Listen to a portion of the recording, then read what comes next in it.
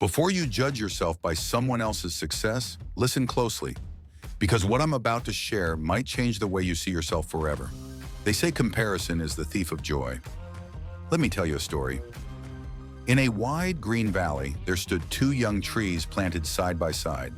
One was an oak, strong and steady. The other was a pine, tall and graceful.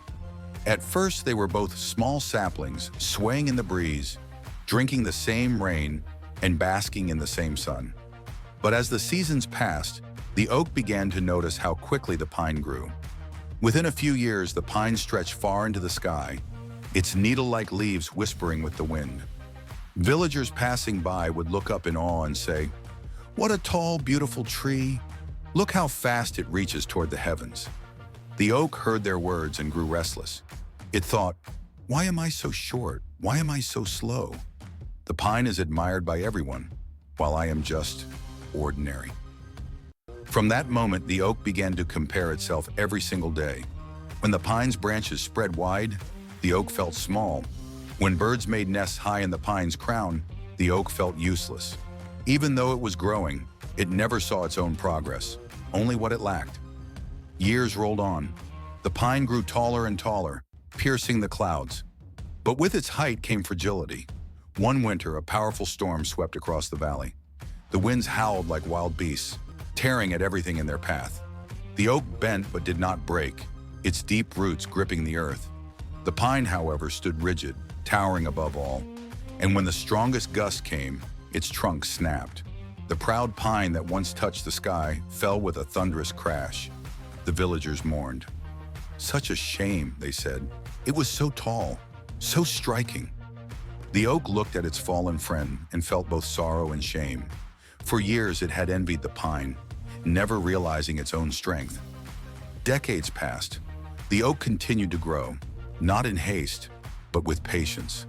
Its trunk widened, its branches spread like open arms, and soon it became the heart of the valley.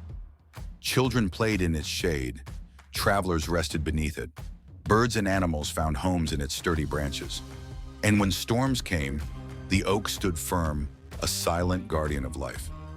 One day, an old villager sat beneath the oak and said, "This tree, it is not the tallest nor the fastest growing, but it is strong, dependable, and it gives shelter to all. This is the kind of greatness that lasts." At last, the oak understood. It was never meant to be the pine. It was meant to be itself. And so here lies the lesson.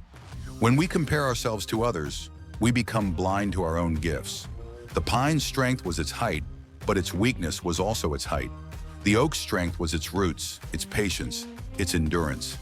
In life, each of us has our own path, our own timing, and our own purpose. The danger of comparison is that it tricks us into thinking we are less, when in reality, we are simply different. You may not run as fast as someone else. You may not shine in the same way, but your value is not measured against them. It is found in what only you can offer. The oak found its greatness not by trying to be the pine, but by becoming the best oak it could be, and so should we. Next time you feel the urge to compare, remember the oak and the pine. Don't waste your life wishing to be someone else.